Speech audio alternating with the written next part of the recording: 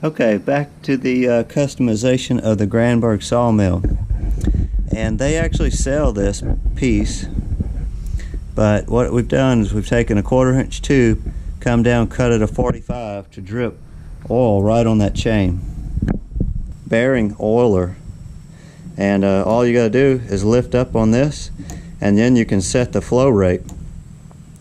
You can actually see the oil dripping in that sight glass. I got a tie wrap on it, it's kind of hard to see, but I'll turn it on. Drip. And I've got it set to drip every 5 seconds.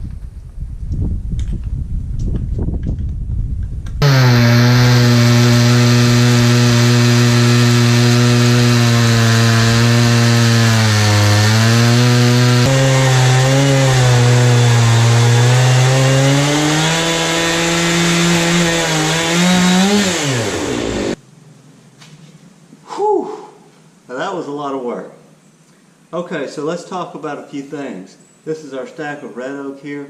Now it's got to dry quite a bit. So we're going to be letting it dry. We got it all stickered up and got it ratcheted, strapped on each end and in the middle to hopefully help it settle out without too much cupping and bowing.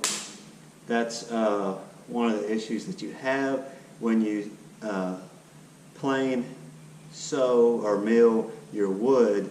The center is drier heartwood and your outside edges, and it just can really get wild on you. So hopefully this is all plain mill. Hopefully it will, with the ratchet straps, come back and tension it periodically as it dries, and we'll get some pretty wood. It is very beautiful wood.